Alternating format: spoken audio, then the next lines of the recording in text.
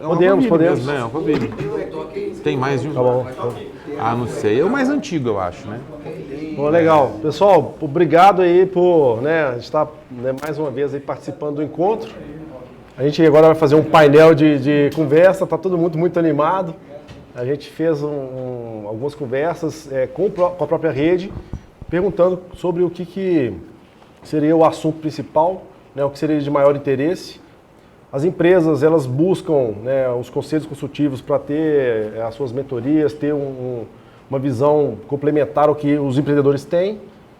Além disso, não menos importante, eles também buscam fazer as rodadas de investimentos e fazer o crescimento das empresas numa modalidade com o Venture Capital suportando, independente disso, fazendo as estratégias que sejam mais corretas para cada empresa. Tá? E obrigado pelo tempo aí. Nossa, que é um prazer meu estar aqui, fico honrado pelo convite. Legal. O que a gente vai falar aqui hoje? A gente sempre trata 3 linhas de assuntos, que é governança, a gente fala de investimentos, de participação, tá? E a gente fala de negócios. Então, a visão muito da empresa é criar máquina de vendas. Então, acho que a dor das empresas que a gente tem aqui é como é que de fato consegue implementar uma máquina de vendas, acertar o modelo de negócio, se a experiência e o produto estão adequados. A questão de rodadas de investimento também é muito interessante a gente também falar aqui, como é que são as estratégias para uma rodada, qual o fundo que faz sentido, o estágio da empresa junto com a tese do fundo. E a governança, qual o papel do conselheiro. O conselheiro, no nosso caso, a gente sempre atua como um conselho consultivo. E até estudando aí um pouco do seu caso, teve uma menção de um conselheiro que você falou, um conselheiro que me ajudou muito. E aí também se você pudesse ilustrar um pouco da história nessas 3 perspectivas. Menção minha. Isso. Não lembro mais, não fala. Mas a gente tem a cola aqui, a gente vai puxar e a gente bate um papo. Tá, então... Assim, porque o grande ponto assim, da jornada, assim, sempre tem alguém que traz inspiração, que dá uma luz, assim, no mundo de inovação que a gente entra, assim, cara, tanta oportunidade, qual o caminho que a gente vai, eu acho que, assim, pensando num papel para o conselho da empresa, e a gente pode formar esse conselho com os investidores e os sócios quando faz sentido isso, quando é um conselho formal, assim, são quem tem skin on the game ali mesmo, as pessoas que vão ajudar a tocar um negócio, ou quando você tem um formato de conselho, um formato mais conselho consultivo mesmo, você junta as pessoas que vão te ajudar a andar. Esse conselho consultivo pode assumir um formato mais formal, assim, com reunião, com uma agenda de reunião estruturada e tudo. Ou ele pode ser um formato menos formal mesmo, só assim, construído de forma mais orgânica. Os fundadores, em geral, por uma necessidade de sobrevivência mesmo, acabam formando seus próprios conselhos. Assim, você tem uma rede, Eu acho que deixa de vir uma rede mesmo, assim, as pessoas que você liga quando você precisa de ajuda, E eu acho que acaba todo mundo formando essas pessoas que você tem lá de referência para coisas específicas e tudo, e acaba sendo uma rede, com os anos, vai virando uma rede complexa, Assim, você tem suas referências para cada tipo de problema que enfrenta. E eu acho que isso tem um papel super importante, Assim, geralmente você está trabalhando com conhecimento, tentando resolver problemas, trabalhando, desenvolvendo uma empresa, exigindo conhecimento que não tem educação formal, Não tem curso até existe curso de empreendedorismo, mas é difícil de aprender ali, sem você não está fazendo. E então essa rede compõe um papel muito importante. O conselho consultivo acaba sendo um nó importante, que a gente tem ali para poder desenvolver o negócio e é uma ferramenta, para poder ampliar a visão e ajudar a responder as perguntas mais difíceis para o negócio, Assim, o que fazer com a empresa, E para que direção levar. É um processo de aprendizado dos fundadores também, saber usar o conselho, Uma das coisas que que estiver elaborando e você fala, eu encerro, senão eu vou andando, eu fico aqui 1 hora falando sobre isso. Né? Não, acho que isso é interessante assim, Beleza. além da formação, né, que vem às vezes de um fundo ou de alguém que foi um investidor no início, algumas pessoas que você acaba acessando, o que assim, por exemplo, o que um conselheiro, qual que seria assim, na sua referência de conselheiro, o que foi aquele conselheiro que te, de fato, abriu portas ou caminho, o que foi uma atuação de conselheiro que você fala, olha, se eu pudesse modelar um conselheiro, esse tipo de postura é o que eu gosto no conselheiro. Né? Eu acho que... Cara, a gente preocupa muito fazendo empresa, né? Geralmente. Todo mundo, né? Mas eu acho que a maior parte das vezes a gente está preocupado com as coisas erradas. Eu acho que um bom conselho te faz as perguntas certas, sabe? Assim, para você conseguir questionar o modelo mental que você está e às vezes te ajudar a reorientar a visão, né? Então fazer as perguntas certas é muito importante. Muitas vezes você vai ter no seu time uma dificuldade de conseguir ter uma visão do negócio descolada da nossa própria visão. Porque eles estão ali, eu estou falando o dia inteiro e eles acabam compartilhando a visão que eu tenho de uma forma ou de outra, sabe? É lógico que sempre do time vem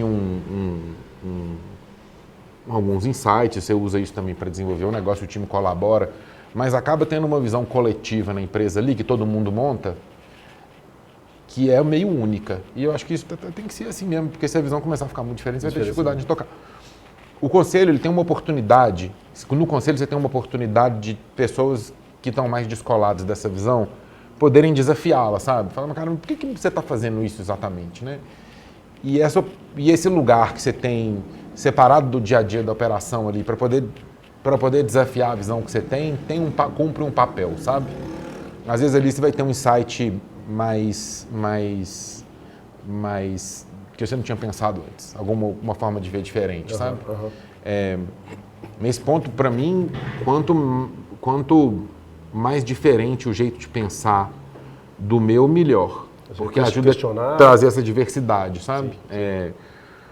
Então, e eu acho que cumpre esse papel, sabe? E ajuda. Então, por exemplo, é legal você trazer conselheiros que têm uma visão de alavancagem diferente. Assim, se você é muito arrojado, talvez você queira trazer um mais pé no chão. Se você é mais pé no chão, traz um mais arrojado. Se você você é um fundador de marketing, traz um cara de produto. Se você é um cara de produto, traz um de marketing. Para ajudar a equilibrar, porque talvez ali vai vir uma visão complementar, sabe? Assim, para um martelo, tudo é prego, né? Então, por exemplo, eu sou um cara de produto, por formação mais e tudo eu vou tentar resolver com produto, porque é o jeito que é natural para mim, sabe? Às vezes o problema resolve com marketing, ou resolve com uma visão mais de marketing, né? E menos de produto. Distribuição. Às vezes o problema é na proposta de valor, no jeito que você está explicando o produto, não no produto em si, sabe? Ou às vezes é a forma como a empresa se posiciona. E aí você tendo DNAs complementares ajudam, né? A pessoa vai te ajudar a olhar o problema sobre um outro prisma. E eu acho que esse é o principal papel. Eu acho que o conselho também tem um papel importante, que esse é mais delicado, principalmente quando você fala com gente que investiu na empresa, né? De colocar a barra. Mas, às vezes eu também tenho que falar, cara, nós queríamos um negócio maior aqui. Então, acaba sendo um lugar onde você consegue, onde a gente define que assim, o tamanho que a gente quer esse negócio e a velocidade com que a gente quer crescer. E tem esse papel. No ponto de vista dos conselheiros, é importante fazer isso com um bom equilíbrio para não ficar ferrando o fundador lá também. O cara está tentando, você não vai lá encher o saco dele, né? Senão fica aquele... Até brincava disso. Fica aquele conselho gaivota, sabe? Assim, uma vez por mês aparece, faz cocô na sua cabeça e vai embora. E aí é bom a gente falar pro conselho gaivota, não, cara, não faz isso. Me ajuda. Eu não preciso de outra pessoa fazendo isso comigo. O mercado já tá batendo lá. E faz cocô na cabeça e tira o peixe da sua boca, né? E vai embora, Depois mês que vem ele aparece de novo. E não é o ideal isso, né? Assim, o cara já tá... Assim, se você não acha que o fundador tá tentando com tudo que ele pode, já tá errado na raiz, cara. O cara não precisa de outra pessoa batendo na cabeça dele. Ele precisa de soluções ali, sabe? Então, eu não acho que esse caminho, o Conselho Deliberativo, não é o melhor jeito. Mas ainda assim, alguém tem que pôr a barra, sabe? Tem que relembrar. Fala, cara, a gente queria fazer uma empresa que crescia mais do que o tamanho que você está. E aí ajuda, tem esse papel também de ajudar a definir a barra, né? Assim, de o que a gente, assim, nós estamos conseguindo fazer com essa empresa o que a gente queria mesmo. E aí você tem esses dois componentes que são importantes ali, que eu acho que é um papel. E um terceiro papel que eu lembrei aqui, que eu vou pôr que também tem, que acaba acontecendo, não é um papel original que a gente faz o conselho, mas acontece, que talvez seja algum lugar onde os fundadores podem mostrar alguma fragilidade com segurança. Você não vai querer mostrar para o seu time que você não sabe o que vai fazer agora, né? Isso não é a melhor forma de liderar um time. Você pode até mostrar dúvida uma hora ou outra, mas na hora do aperto mesmo, você não vai querer sangrar na frente do seu time, assim, né? uma vulnerabilidade, né? Assim, o conselho talvez seja uma hora que você fala, galera, agora eu não sei mais o que eu vou fazer. E aí você vai ter um espaço ali para discutir que é um pouco mais protegido, né? Que não expõe tanto o time, tudo. Que funciona também. Eu acho que para isso você vai conseguir, se você tiver num conselho que você se sente seguro ali, né? Você fala, ok, dá para fazer isso. Não seguro, assim, sempre vai... Segurança psicológica, a gente fala mesmo no mundo agile, assim, ali, né? A gente fala de segurança psicológica com a equipe, com a turma, e o ambiente construído pelo conselho no qual o empreendedor consiga, né? Mostrar a sua vulnerabilidade para buscar ajuda, no sentido assim, né? Próximos passos, para onde que eu vou, qual o caminho. Segurança que as pessoas não vão usar aquela vulnerabilidade contra você. Isso. E não vai virar um problema ali. Como eu disse, não adianta, você não vai resolver os problemas da empresa atacando o fundador no conselho. Isso não funciona. Se você precisar fazer isso, se você não acredita que ele está fazendo melhor, não vai resolver isso num conselho. É outro problema. Talvez seja a função para trocar ou para reformular o que você quer fazer com a empresa para adequar o perfil daquele fundador, né? E eu acho que tem esse desenho que é importante. E aí, assim, isso é uma das coisas que a gente vê que na minha opinião, que a gente vê, há um pouco de risco disso quando você traz para um conselho de empresa de tech, principalmente nos estágios, nos primeiros anos ali, gente de mundo corporativo que confunde isso um pouco com um conselho de uma empresa maior, às vezes, já sabe? Com um gestor profissional. Que aí, conselho de administração, né? O conselho de administração de uma empresa maior. Com muita regra, muito processo, muita segurança, sendo que, na verdade, você precisa de abrir portas. E com empresas que já estão estabelecidas, onde você tem que meio que mais manter expandir do que criar, sabe? Okay. Onde você tem uma relação com um executivo ali, que está tocando aquilo, que recebeu um mandato, que a relação é diferente. Assim. Você não pode tentar levar para um conselho de startup uma relação de um conselho de administração de uma empresa maior que você teria com o executivo desse conselho, com um conselho de um fundador, de uma empresa que tem um risco muito maior de execução e é diferente, sabe? Uma das coisas que a gente vê às vezes é uma certa confusão quando a gente vê pessoas que às vezes vêm daquele mundo lá onde ele tem uma outra forma de trabalhar e ele vai tentar trazer aquela dinâmica de conselho de administração de empresa grande com o CEO ou com o executivo profissional contratado para fazer aquilo, com uma relação de uma empresa de tech com o fundador, que são coisas diferentes, né? E aí você acaba gerando um pouco das patologias que a gente vê em conselho, às vezes, que acaba não ajudando, né? Luiz, assim, aí pensando, por exemplo, hoje você está à frente da Tarkin, né? E antes dela na Strider. Pensando as duas empresas, né? Que foram duas empresas que passaram por processo de captação de investimentos, né? E depois o M&A total, a saída total no caso da Strider. Como é que foi a relação das rodadas de captação de investimento, o M&A, e como é que você captou de fato o investimento e qual a relação que tinha com o conselho? Ou seja, no momento que tinha conselho, como é que isso aconteceu? Ou seja, qual foi o nível de suporte que você teve? E quando você captou lá atrás, onde você não tinha o histórico, o track record todo para fazer a captação, como é que isso aconteceu? Se pudesse falar assim um pouco. Eu acho que bem, vamos lá então, desde o começo, né? Tá. Eu acho que eu não sou um bom exemplo para isso, porque eu estou fazendo empresa de software há 20 anos. Então, quando eu captei para a Strider, já tinha as pessoas que eu conheci, tudo assim, É diferente de um cara começando hoje, que ele vai ter que construir a reputação dele e tudo. Então é difícil eu falar, assim, eu não sei, eu nunca fiz um pitch para investidor.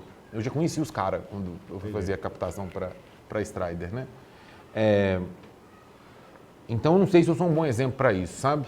Mas eu tenho algumas coisas para falar aqui, talvez baseado na experiência que eu vejo com os fundadores que eu às vezes tento ajudar e tudo. E eu posso compartilhar isso aqui para a parte de funding, depois eu venho a jornada até a aquisição e tudo. Legal. Né? Olha, eu acho que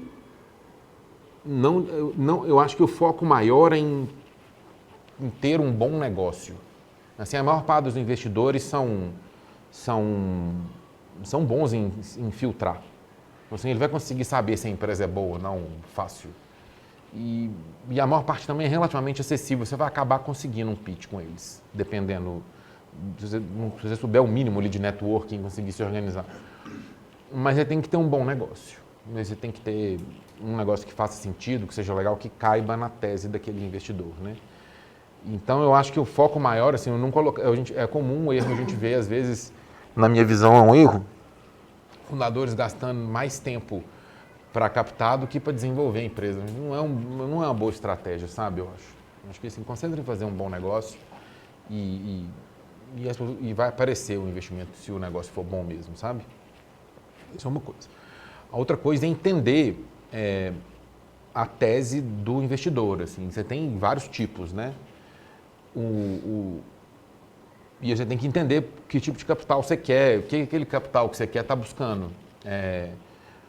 E isso é uma decisão importante porque tem a ver com a visão da empresa que você está construindo, sabe? Então, por exemplo, se você vai pegar o investimento de um VC profissional, que nem foi o caso na minha vida que eu fiz, né? Uhum. Pô, esse cara está querendo um crescimento em múltiplo, você tem que multiplicar a empresa por 3 todo ano. Ele não vai ficar feliz com um crescimento de 30% ao ano. Ele vai reclamar, isso não é o que ele quer. Esse tipo de empresa, geralmente, para funcionar e fazer sentido a tese do investimento dele, ele precisa de 3 vezes, 2 vezes, nos 5 primeiros anos. Porque é o que a gente chama no mercado de fly or die, né? Assim, ou ela voa muito rápido ou ela morre. É o formato dessas empresas. Você, como fundador, você não quer isso, não vai atrás desse tipo de dinheiro, porque vai dar errado. Se você quer outro tipo de negócio, você quer um negócio que vai... Por mais que seja tentador, né? Por mais que seja tentador ir atrás desse dinheiro, por mais que ele esteja disponível, não vá. Primeiro que a chance de você conseguir é baixa. Porque, primeiro que a chance de você conseguir é baixa, porque ele está procurando isso do outro lado, lá ele vai filtrar isso. Segundo, porque se você conseguir, vai ser um inferno. Porque assim, no seu conselho você vai voltar ao que foi combinado, né? Se você quer um negócio que vai crescer 30% ao ano, que vai te dar a oportunidade de ter retiradas, né, de capital e que vai te dar mais liquidez no processo, procura um outro tipo de investidor que quer isso, que está buscando isso, que quer sair, que ele quer ver o retorno do capital dele em forma de retirada de lucro, ao invés de um exit no final, né? E a gente acaba achando tipos de investidores para cada tipo de ambição ali que a empresa é construída. Procurar esse match é importante, sabe? Porque aí você entende o que você está... Capital é um bicho bravo, assim, né? Assim, a gente tende a ser super defensivo com o nosso dinheiro, né? Então, assim, você tem que entender o que o dinheiro que está entrando quer, porque idealmente você entregar para ele o que ele quer, né? Tem uma troca. E isso é uma coisa importante, sabe? É o dinheiro mais caro que você vai pegar na vida. É muito mais caro que o dinheiro dos clientes, né? O dos clientes você só precisa devolver o valor que você prometeu quando você vendeu o produto, assim, o dinheiro dos clientes é mais simples. O dinheiro de investidor não, ali vem uma expectativa muito maior e tudo. E idealmente você tem que saber o que você está fazendo e entender a tese de onde veio, sabe? Isso facilita muito para captar também, porque você entende a dinâmica e tudo. Uma outra coisa que é importante ter na cabeça, para completar essas 3, depois a gente vai adiante, é entender o unit economics do seu business, assim, quanto custa fazer uma empresa igual a minha? Porque você tem que pedir uma quantidade de dinheiro que seja necessária e que não sobre muito também, né?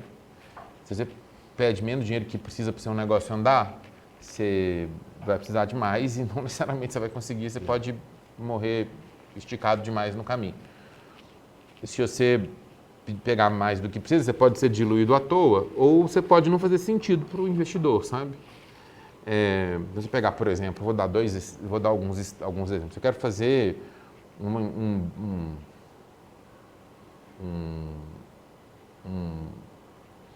uma empresa de projetos com um talento excepcional, que eu vou juntar e entregar projetos de inteligência artificial super legais.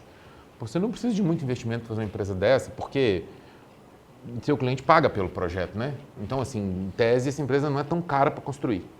Apesar dela ser super difícil de fazer, e isso é uma jornada bem legal, mas não é uma empresa muito cara, assim, o caixa volta, né? Porque você vai conseguir os primeiros clientes, você vai trabalhar para eles e eles vão te pagar, e você vai... Então, é uma empresa que não é muito cara para desenvolver. Não faz sentido você levantar um caminhão de dinheiro para uma empresa dessa.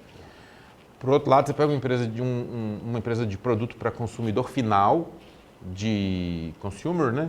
Com um produto barato, que para parar em pé você vai ter que captar, você vai ter que vender muito, né? Assim, as empresas são caras, você vai ter que construir uma marca, você vai ter que ser reconhecido por essa marca. Essa empresa fica cara para fazer. Você tem que entender o quanto vai custar para pôr isso em pé e uma jornada longa ali, né? E essa é mais cara. Você tem que entender um outro ou lá uma empresa tipo iFood, né? Que você liga as pontas ali, marketplace. O marketplace é caro pra caramba para pôr em pé, né? Você vai ter que equilibrar a oferta e demanda. Então, assim, cada tipo de negócio tem uma conta que custa para pôr aquilo em pé. E o dinheiro que você precisa tem que ser proporcional àquilo, porque senão não faz sentido, sabe? E eu acho que muitas vezes a gente vê uma falta de domínio do unit econômico, assim, de o que nem não é esse conceito, assim, quanto custa fazer aquele negócio. Essa conta os investidores têm na cabeça, você tem que bater com eles e entender, sabe? Você vê isso às vezes, por exemplo, fundadores de hardware tendo dificuldade em andar com a empresa. Porque empresas de hardware são mais caras, elas precisam de mais dinheiro do que uma empresa de software. Então, você vai ter que captar mais. E aí o seu investidor tem que estar disposto a fazer um modelo de hardware, tem investidor que gosta disso, né? Tem os que não gostam. Porque o hardware as empresas são mais caras e demoram mais. Empresas de software são mais baratas e ficam prontas mais rápido. E por aí vai, né? Então você tem vários tipos de empresas diferentes, com custos diferentes, que você tem que entender para você conseguir fazer uma tese que para em pé. E é isso. E aí você vai fazer um negócio andar, né? Do ponto de vista do outro lado do investidor, ele tem um trade-off ali, porque assim, o investidor, em tese, quer o mínimo de risco possível. Mas ele também quer entrar o mais cedo possível, porque aí ele tem a oportunidade de entrar, né? Quanto mais conhecido o investidor e mais desejado ele é pelos fundadores, mais oportunidade ele tem de esperar. Né? Do outro lado do investidor, quanto menos conhecido ele for, ele tem que entrar rápido, porque se ele demorar, o fundador pode escolher um investidor melhor que ele depois. O mais conhecido também tem a chance de pagar mais barato, né? Você vai captar menos, vai valer menos o seu negócio para ele. Né? Mais ou menos, eu acho que não. Eu acho que ele entra mais tarde, eu acho. Assim, ele vê a maturação. Ele vai no time, né? Ele pode esperar mais, fala, cara, vamos ver. O outro ele talvez tenha que entrar um pouco antes, porque... Vamos lá, cara, depois que você está com um negócio prontinho, redondinho, sem nenhuma ponta solta, você vai escolher esse investidor mais fácil. Assim, do ponto de vista... Esse é um ponto importante, assim. Aí você vai escolher o que você quer, o cara mais conhecido, que já está rodando isso há mais tempo, que é mais profissional. Para você ter oportunidade, do ponto de vista do investidor, para você ter oportunidade de escolher um negócio bom, ele tem que entrar cedo. Porque você vai chegar mais cedo, onde tem menos competição por aquele negócio. Então... do outro lado, para o fundador, quanto mais tempo ele tem para desenvolver um negócio antes de pegar um investimento, melhor, porque ele vai ter mais opções. Quanto mais cedo ele escolhe, menos opções ele vai ter com investidores. Então, esse trade-off no começo é importante para os dois lados, né? O que a gente vê, às vezes, são investidores que ainda estão no começo e que, às vezes, não vão ter acesso aos melhores negócios, virando para os fundadores falando, prova esse negócio aí que eu entro.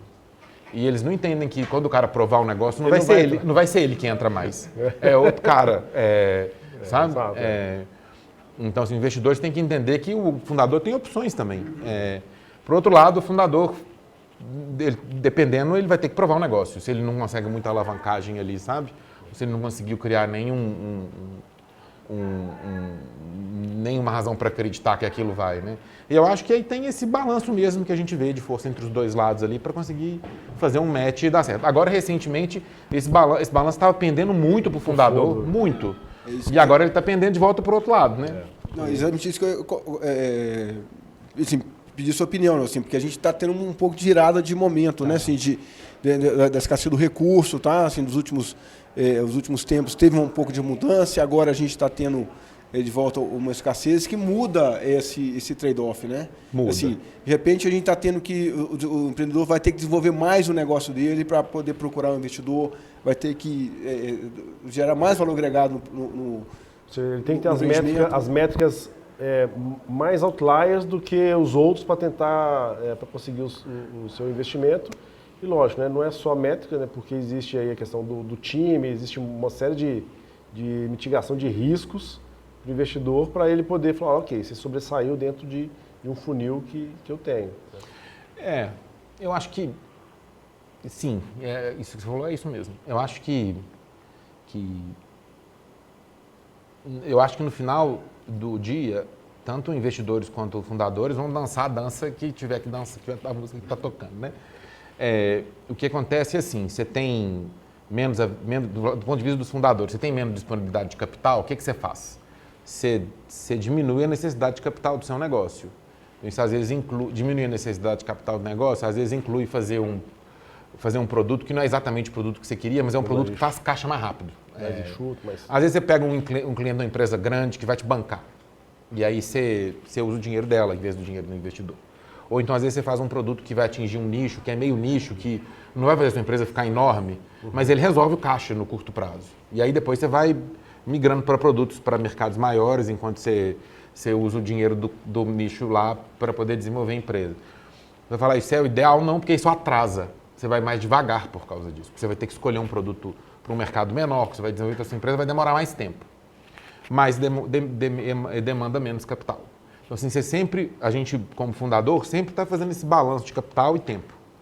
Porque, se não tivesse o balanço de tempo, eu queria gastar menos capital. Para eu vou gastando dinheiro à toa. O único motivo para você pôr dinheiro na empresa mais do que o mínimo para ela não morrer é que ela vai crescer mais rápido. Então, você tem esse balanço, sabe? O que aconteceu no ano passado é que o balanço estava muito para tempo. Então, o cara fala assim, eu quero que você faça uma empresa que valha 1 bilhão em 3 anos. Cara, isso não é natural, isso não acontece na natureza, uma empresa valer 1 bilhão em 3 anos.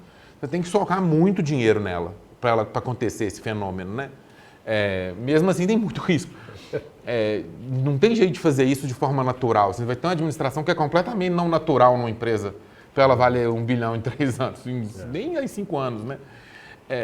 Nesse caso, você está na ponteira extrema lá do balanço de capital e tempo, né? O que aconteceu agora é que esse balanço começou a voltar para o meio mais, sabe? Assim, os investidores há menos urgência em crescer os negócios a qualquer custo e há mais urgência em ser mais eficiente com o capital. E aí, a gente desenvolvendo a empresa, enquanto está desenhando os modelos, você sempre está com a mão ali na torneira, né? Você assim, põe mais capital, menos capital para entender qual o balanço de crescimento que eu quero.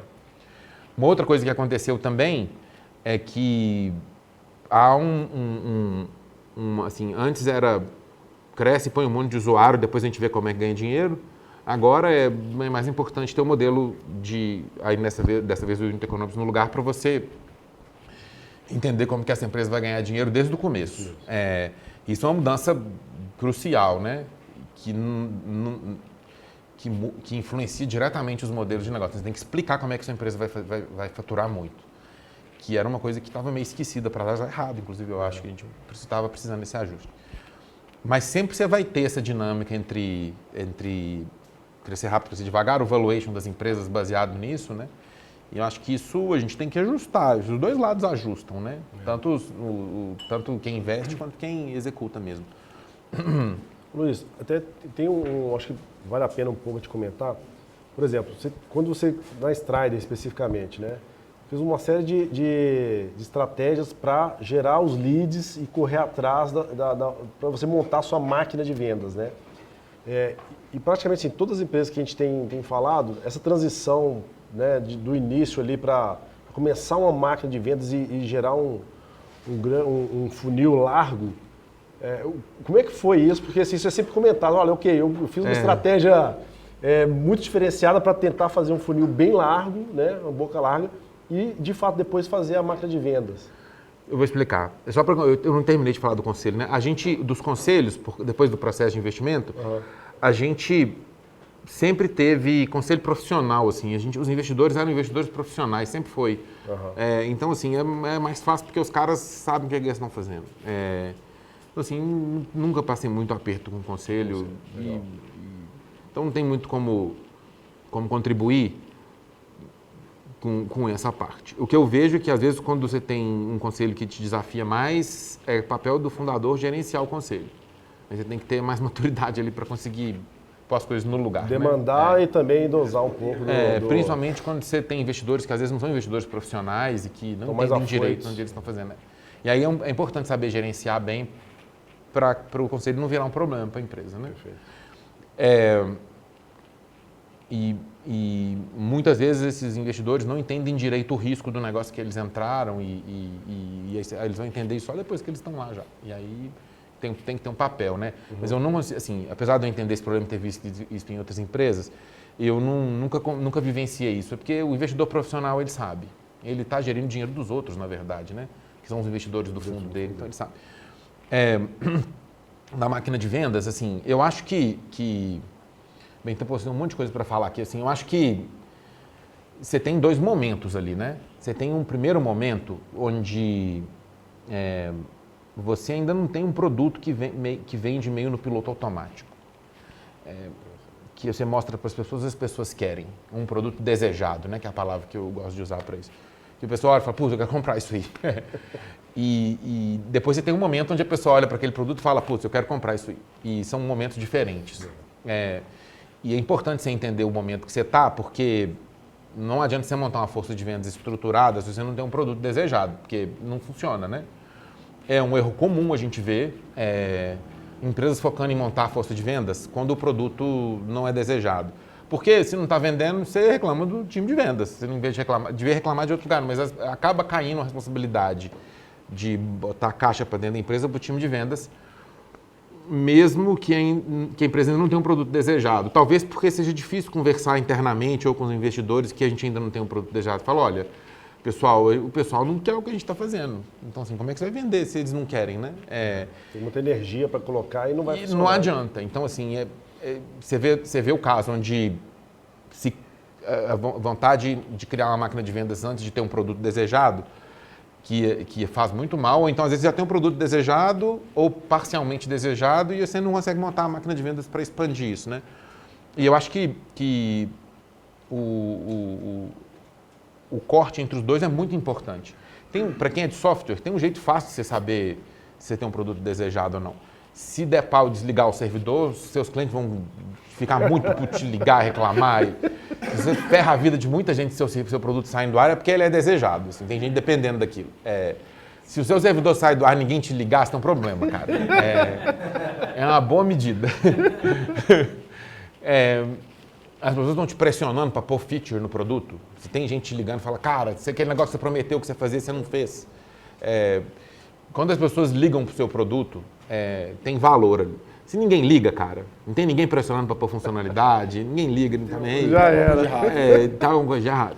Então, na verdade, não tem alguma coisa de errado. Na verdade, você não chegou ainda no momento onde você tem um produto desejado, né?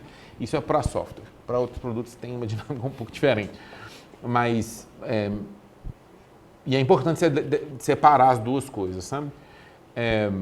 Produtos desejados geralmente tem clientes referência. Tem gente que usa e gosta e continua usando, e tem clientes que são promotores e que você já resolveu isso, né?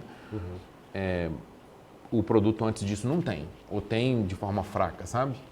Todos os produtos nascem quebrados. Eu nunca vi um produto nascer bom. Assim, ele nasce quebrado, você que vai arrumando ele. Então, assim, para a empresa pré-fit, que é esse momento onde você não tem um produto desejado, cabe ao time de vendas e ao time da empresa inteira, na verdade, entender o que precisa pôr no software ou no produto que você vende para ele ficar desejado, né? Então você vai lá vender, o cara não quer comprar, você fala, mas Eu entendi que você não quer. O que tinha que ter aí para você querer? E aí você vai ter que ir fortalecendo o produto até ele se tornar desejado. Nesse caso, a força de vendas, voltando na máquina de vendas, eu acho que essa é a pergunta mais importante para ela fazer, sabe? Assim, uma força de vendas disfuncional numa fase pré-fit não sabe por que não vende. Assim, eu falo mais importante do que vender nessa fase, porque às vezes o cara não vai conseguir vender porque o produto é fraco. Mas ele tem que saber por que não vende. Então, se ele não souber, não adianta. Se for um produto B2B que você vende para empresas, você vai ter lá o que o cara te falou porque ele não comprou, porque você está vendendo corpo a corpo ali, cliente a cliente. Se for um produto B2C, você vai ter que parar lá no ponto de venda e ficar perguntando, cara, por que você não comprou isso? E ele vai te falar, né? É barriga no balcão, cara, B2C. Pré-fit é barriga no balcão. Você tem um produto de supermercado, você tem que ficar do lado da gôndola lá para entender porque o cara não pegou o produto. E perguntar para ele por que ele não pegou, por que ele escolheu o outro.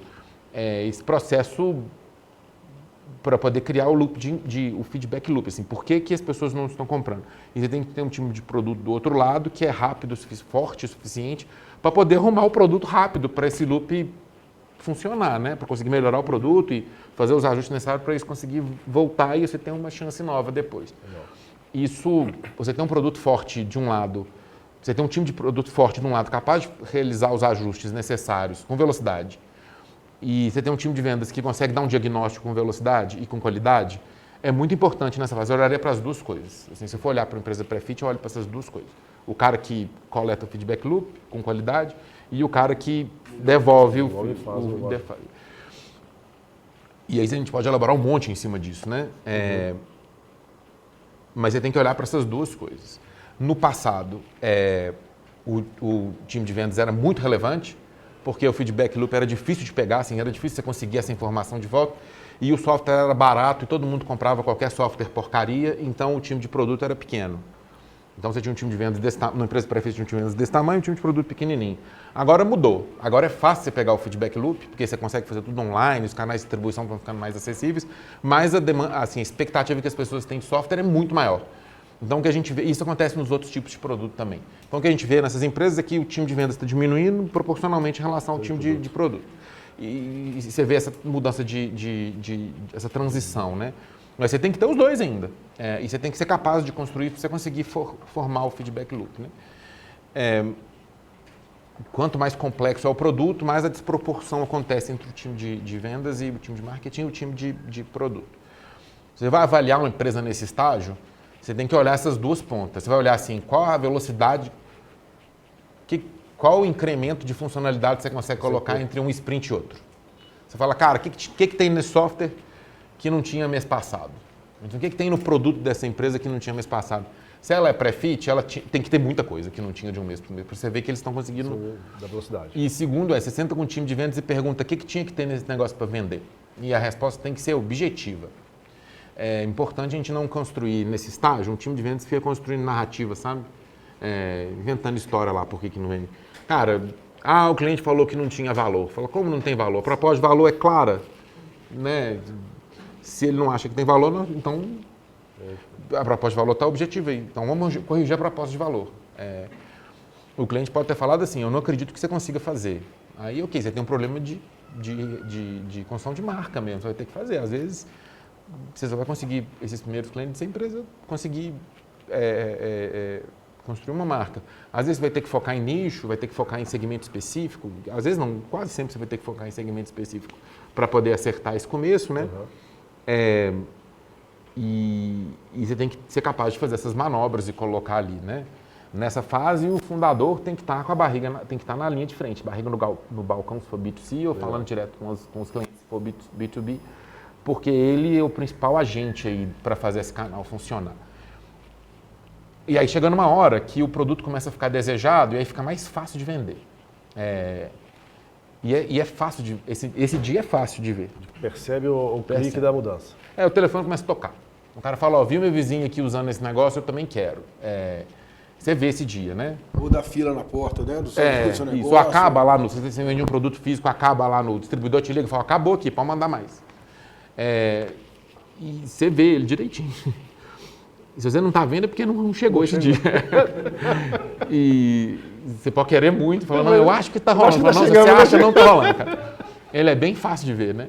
Um dia legal pra caramba, inclusive, quando acontece. Mas quando acontece esse dia, você tem outro problema. Você comemora um dia, porque no dia seguinte você vai estar cheio de problemas novos, né? E aí você tem que ter outro tipo de time. Nessa hora a gente fala, a empresa mata o time 1 e vem o time 2. Pode ser as mesmas pessoas, mas vai ser outro time. Outra relação, é outro jogo depois, né? Porque se agora tem uma vantagem, beleza, agora você não precisa mais desenvolver o produto tão rápido. Pelo menos para aquele nicho que fez a fila na sua porta lá.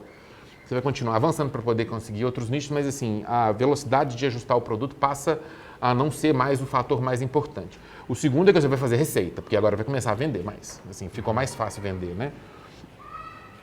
E aí você passa a ter dois problemas que estão relacionados. O primeiro você precisa pôr um time de vendas que vai escalar as vendas agora. E é um tipo de venda diferente, porque esse cara é mais treinado, sabe? Assim, ele vai fazer um treinamento de por que o produto vende, a proposta de valor já está sólida, ele consegue usar clientes de referência. Agora vem um time de vendas focado em escalar. Esse cara você pode dar meta para ele já. Você fala, cara, agora eu quero crescer 3 vezes ao ano. Para crescer 3 vezes ao ano é 30% ao mês. Vamos crescer 30% ao mês. Você tem que vender 30% da nossa base todo mês. Ah, mas para isso eu vou precisar de 10 vendedores. Você fala, tá aí, 10 vendedores. Toca o pau, treina essa galera. Vai para cima. Vai para cima. E o problema que você tem é que, dependendo do tanto que esse negócio que você descobriu é bom, vai ter uma galera te copiando para poder tomar o valor que você criou. Então, assim, é importante você crescer rápido nessa hora, porque vai ter outras pessoas que vão pegar o produto que você fez e copiar e trazer para o mercado junto com você para poder aproveitar esse espaço que você criou, né? E isso é comum. Esse processo de descoberta também, ele não acontece individualmente, não é só a sua empresa, né? Geralmente você tem outras empresas ao mesmo tempo, seus concorrentes tentando fazer a mesma coisa, ou coisas similares, que eles vão olhar o seu feedback loop. Então, na hora que você colocar uma funcionalidade nova, eles vão colocar no deles lá também. E você vai fazer a mesma coisa com eles, né? Você vai ver Então, esse processo de descoberta, ele acontece com uma comunidade de empresas, não é uma empresa só fazendo. Se o negócio for bom o suficiente, vai ter várias. Se tiver uma só, provavelmente o negócio é ruim. E é muito importante quando... Então, o processo de descoberta, geralmente, ele acontece em blocos. As empresas vão indo uma atrás da outra. Quem faz a primeira tem uma dianteira curta ali. Você tem que usar essa dianteira curta para conseguir expandir a base de clientes e proteger o seu negócio. Se você não descobriu, o seu concorrente descobriu, corre para diminuir a dianteira dele, fazendo um produto bom igual dele, para você conseguir replicar, né? Mas tem essa dinâmica. Nessa hora que você passa a ter um produto desejado, geralmente você precisa de dinheiro. Aí nessa hora você vai precisar ter acesso a capital para conseguir colocar um monte de gente de vendas lá, para poder aproveitar e ocupar esse espaço que apareceu, né? Assim, agora existe uma classe de produtos nova, que é legal, que as pessoas estão interessadas e você vai precisar ocupar isso, né? Se for um produto de supermercado, você vai ter que contratar agora aquele cara que tem 20 anos de supermercado, que já conhece a galera toda, que tem os brother dele, que ele já vai chamar para compor o time de vendas, e vai entregar na mão dele, cara, tá aqui, eu quero o desafio agora de ver o meu produto em todos os supermercados da região lá que eu escolhi. É desafio dele, ele vai ter que cair correndo, porque aí já não tem mais a discussão, o produto vende, você põe lá, ele vende. Agora o desafio é pôr ele em todos os supermercados. São softwares, você vai ter que contratar um head of sales, um diretor comercial que vai botar um time lá e fala, cara, agora eu quero que todas as empresas do grupo de público-alvo aqui do meu produto recebam um pitch desse produto. E aí você muda o desenho, sabe? E aí você tem essa outra dinâmica ali, aí você vai ver a qualidade Aí nessa hora a empresa muda porque você já começa a ter executivo nas funções mesmo. O cara de vendas sabe o que fazer. O cara de vendas lá que vai pôr o seu produto em todas as gôndolas de supermercado, ele sabe o que fazer, já fez isso antes. Ele não tem, ali já é o serviço já não tem muito mais descoberto. O cara de marketing já sabe o que fazer, o cara de produto já sabe o que fazer. Você vai levar a gente do primeiro time para o segundo, mas provavelmente você vai ter que trazer algumas competências prontas também ali para resolver, né? E eu acho que essa é uma dinâmica importante ali para você fazer a transição, né? E aí, nessa hora, geralmente, se for software, né, é a hora que a gente faz no Series A. O investimento do Series A é essa transição aí. É a hora que você precisa de dinheiro para meter o pé. Agora é acelerar. Não faz no Series A se você não está nesse momento, porque quem põe o dinheiro do Series A espera o crescimento rápido depois. Geralmente é uma rodada maior, mais parruda, né? nessa hora que você capta. Antes disso é o que a gente chama de Series Seed, né, que é um investimento semente, que é aquele dinheiro do PowerPoint. Eles falam, cara, eu quero fazer isso aqui, vamos embora, da ideia. Ou já executou um pouquinho ali, né? Começou a fazer algumas vendas e tal. Você mostra assim, estou no meio do meu processo de descoberta, eu tenho umas pistas já, o produto já tem algum nível de... E aí você tem que ter essas métricas.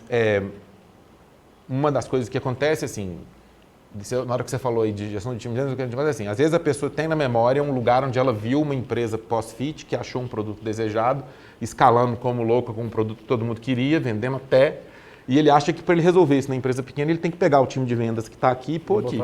Só que não resolve. Esse time de vendas que está aqui, ele tem um produto... errado. Esse time de vendas tem um produto desejado. Assim, para o cara que põe o produto na gôndola de todo o supermercado, ele não sabe lidar com um produto que não vende. Ele nunca viu isso na vida. Porque na hora que ele chega, o produto já vende.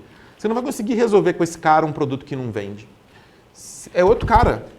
O promotor, assim, a gente levar para o lado físico do mercado, o promotor de vendas, né? Não é o promotor de produto. É diferente. Então, o promotor de produto está promovendo um produto que ainda está sendo conhecido, não é desejado. Esse cara que vai pôr o produto em todos os supermercados, posso trocar de exemplo aqui, nós estamos dando exemplo, mas depois eu mudo. Mas assim, ele nunca vai parar lá do lado do consumidor para ver por que o cara não compra. Ele nunca fez isso na vida, ele não treinou isso. Para ele fazer isso é um downgrade. Ele fala, não, cara, eu conheço todos os donos do supermercado, para que eu vou ficar lá na loja? Não.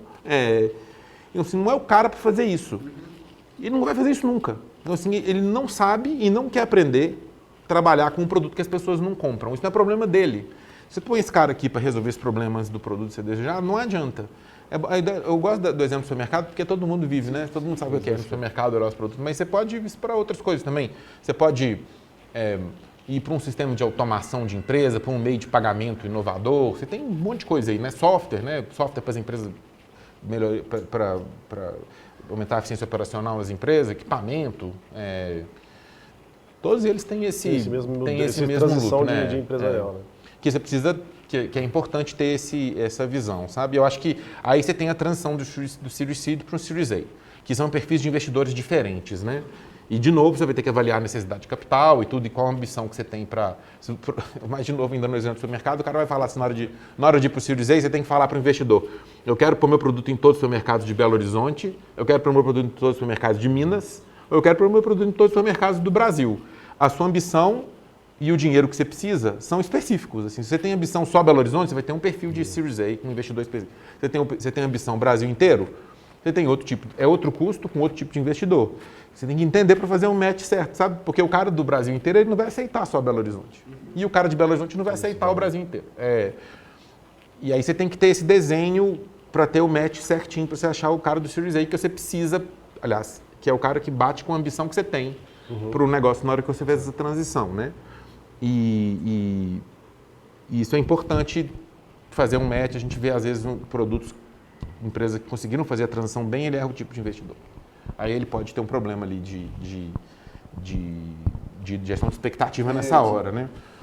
O processo só para concluir, o processo de fazer a empresa crescer e ocupar o espaço depois que ela achou o produto, tem um produto desejado, tem alta mortalidade também. Geralmente as empresas nessa época morrem de indigestão. E é muito fácil morrer de indigestão. Porque é difícil, né? Você pôr a empresa em pé e fazer aquele monte de... Aí vem a parte de governança, vem mais um monte de outras coisas que eu vi vocês falando. Processo e tudo. E é um período muito arriscado também. Então, assim, também não é... Talvez seja mais arriscado que o primeiro. Então, também tem os desafios deles, o problema, né? Assim, o que eu falo assim, essa parte do produto desejado, né, assim, o que a gente também vê muito, assim, quem está ali tentando vender o produto ou torná-lo desejado e tem que ouvir o consumidor, tem que ouvir o cliente, né? Muito, às vezes, é o empreendedor, é quem construiu a solução, né? Que enfrentou o problema, a dor, né? Ele mesmo teve a dor, ele mesmo concebeu e nasceu a tecnologia, desenvolveu. E às vezes tem uma paixão, né? Às vezes ele tem uma paixão pelo produto e quando ele não vê o produto sendo vendido ou sendo adquirido ou adotado, ele fala, mas como não, né? Como alguém não quer comprar o meu produto, como alguém... Então, assim, tem passa dessa questão também, assim, de uma paixão pela tecnologia, pelo produto, né? Que ele não consegue se desvincular. Fala assim, cara, mas como é que eu vou... Né? E ter o ouvido, né? E escutar para exatamente fazer esse produto ser desejado e aí alavancar Nessa fase, eu acho que tem duas coisas muito importantes. A primeira você tem razão, isso mesmo, esse é um problema que a gente vê. Todo mundo tem isso, né? Assim, até ajuda assim, algumas empresas assim, de tecnologia, né, produtos desenvolvidos e muito bem tecnicamente, tecnologicamente, e o que eu até chamo de inventor, né? O inventor, né, o inventor é muito apaixonado e tem uma dificuldade de ouvir o feedback do Às cliente. vezes o problema né? dele não é de fato do cliente, né? Ele resolve o problema que era pontual. Então, assim, tem uma passagem super legal, assim, quando você fala, né, assim, no podcast que você fez, você foi para o Mato Grosso, você foi para o interior, né, na sua imersão agro, né, para ouvir, né, para ver o que acontecia, né, ali para desenvolver o produto. Você era um cara de software, desenvolvimento, de tecnologia, e foi ali saber de fato qual era a dor, né, assim, do agricultor, né, para poder desenvolver o produto. Isso é uma passagem super legal, assim, de desprendimento mesmo, né? Eu acho que tem duas coisas, como eu estava falando. Assim, a primeira é, você não pode desistir. Demora você achar. Assim, às vezes dá sorte, vai rápido, às vezes demora. Assim, produtos desejados, pouco explorados, são raros, assim, não é toda hora que aparece, sabe? Então isso pode demorar um pouco. E aí tem que ter paciência, né? A segunda você tem que ter acho que tem que apegar pelas coisas diferentes do que a gente apega. Não pode apegar muito no produto, porque o produto não... Assim, se o produto não tem fila na porta para comprar, ele não é desejado. Se ele não é desejado, você vai ter que mudar ele. Como é que você muda um produto que você ama de paixão e é tudo você na vida? Não tem jeito. Você não vai, você vai ficar defendendo o produto. Pelo contrário, nessa fase você ataca o produto. Você é o primeiro crítico. Fala, cara, né? Não tá bom ainda. Você fala, não tá bom, tá errado. Estou tentando fazer o produto errado e tudo. Os melhores fundadores que eu conheço são super críticos com o próprio produto. Eles não ficam falando isso abertamente, mas eles olham o produto e procuram quebrar o produto. Você quer quebra onde? E porque ele está procurando, ele sabe que o produto não é forte e ele está procurando achar onde ele quebra. E eu acho que esse pragmatismo ajuda muito, sabe? E aí, às vezes, para os fundadores técnicos isso é mais difícil, porque os engenheiros sempre vão gostar muito do produto, porque foi ele que fez o produto, né? Então, assim, é legal o processo de... Às vezes tem um conhecimento técnico, às vezes tem uma sacada foda ali no produto que ele teve, quando ele construiu, ele cola meio naquilo, sabe? Mas não pode. Assim, eu acho que exige um certo desapego, né? Para não fazer o processo ficar mais demorado. E aí isso exige uma visão mais crítica mesmo. Quando eu falo produto, o produto não é só a parte, o software ou a coisa física, não. O produto inclui outras coisas, inclui a proposta de valor, inclui o segmento que você está atendendo, né? Tem outras coisas junto, inclui até o canal, às vezes, assim, como você vende ele. Que você vai ter que testar, mudar essas coisas todas até chegar no caminho, né? E precisa de um certo desapego mesmo para entender, para chegar e achar o caminho, assim, né? E fazendo os ajustes necessários e até você conseguir... Tem um desses mentores aí, né, que eu gosto muito, já está aposentado agora, que ele fala, olha, você tem que estar sempre procurando um negócio melhor que o seu, sabe? E depois a gente vê, assim, isso é um comportamento comum nos fundadores. Ele está sempre procurando um negócio melhor que o dele, para ele desistir do dele e ir para esse novo. Aí ele transforma, né? Alguma coisa que é melhor. E esse olho a gente tem mesmo, né? De procurar esse outro, né? E eu acho que isso é importante nessa fase, até ser... Às vezes é importante o ciclo inteiro, né? Mas essa fase, enquanto você está procurando o fit, é importante, sabe? Essa história que eu fui fazer a força de vendas, já tinha o fit, já.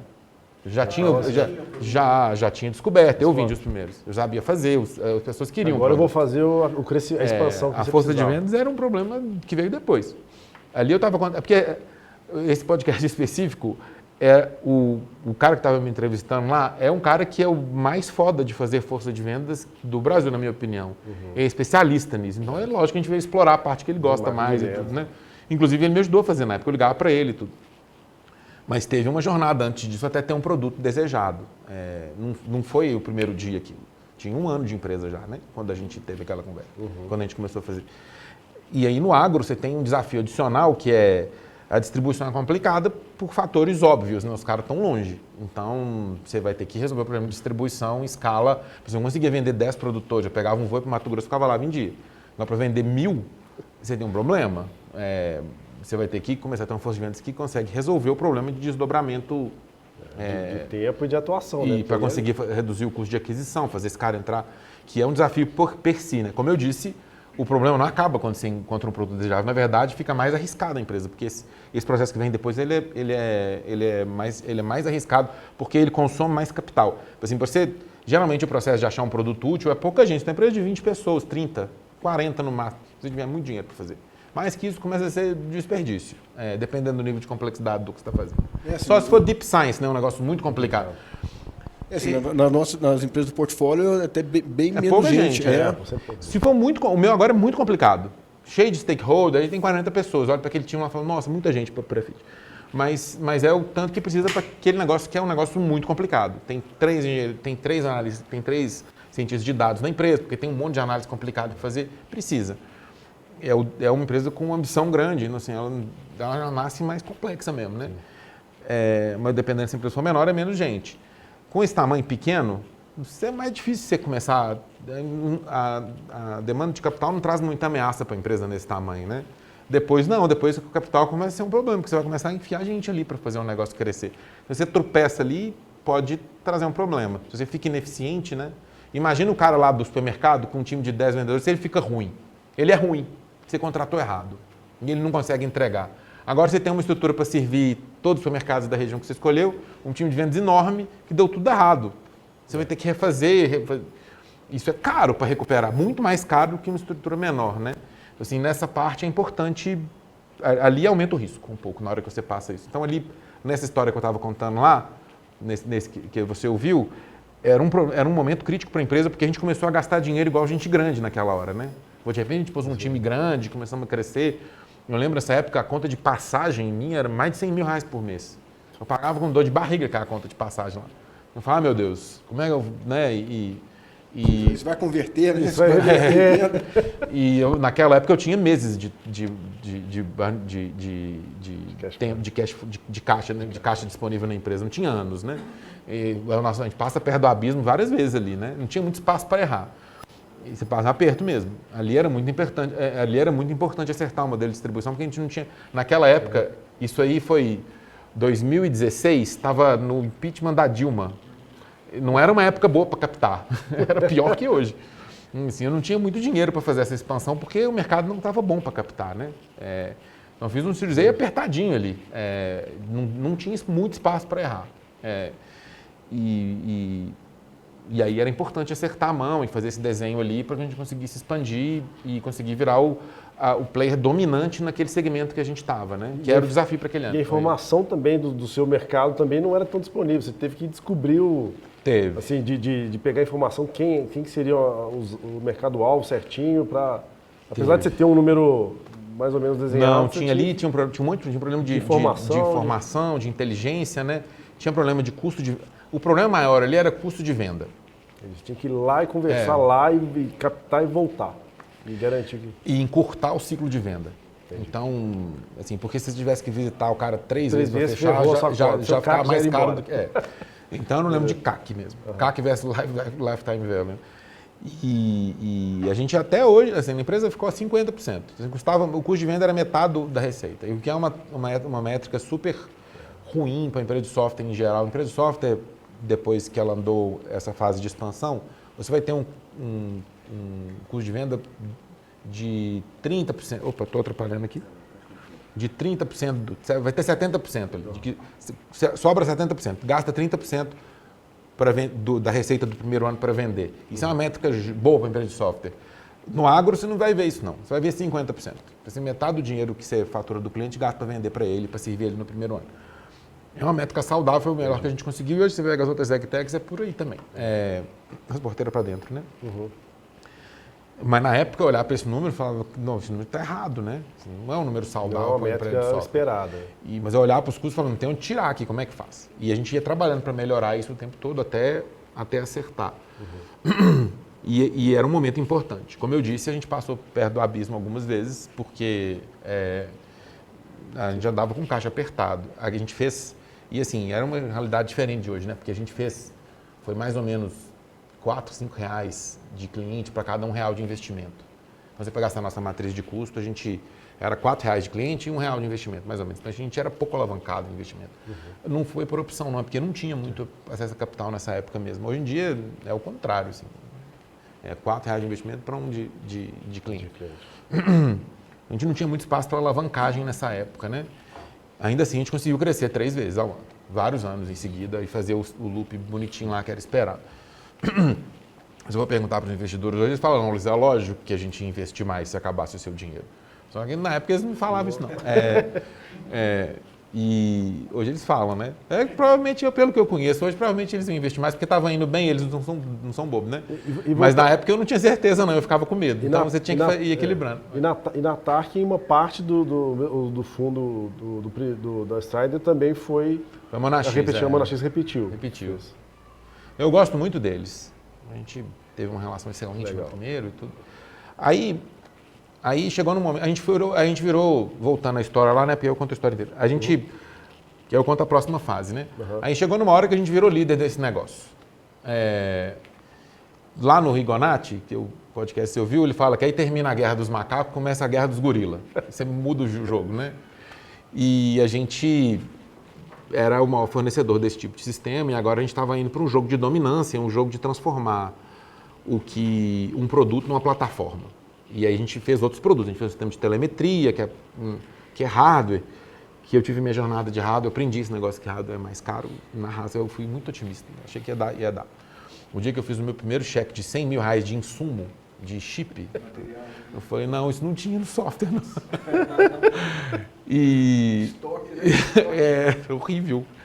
Você não está acostumado a ter esse tipo de custo, né? E é pior, porque você compra o chip da China, o chip demora 2 meses para chegar, você monta, aí você vende, o cara te pede prazo, você vai ver o dinheiro de volta 6 meses depois. Você tem 6 meses de barriga de caixa. O financeiro acaba tudo. Que fode o seu funding. Assim. Você não pode fazer isso com funding, você tem que fazer isso com outro tipo de investimento. Vai usar venture debt, coisas que tem hoje que na época não tinha. Na época não existiam esses instrumentos, você tinha que fazer isso com equity. E aí não dá, é muito caro, né? A gente ainda deu um jeito de... E além disso, o hardware demora mais para estabilizar, então assim, ele vai te fazer trabalhar no prejuízo nos primeiros anos. Mas, por outro lado, a gente tinha a visão de fazer a plataforma completinha, com as coisas todas que precisava por um produtor porteiro para dentro.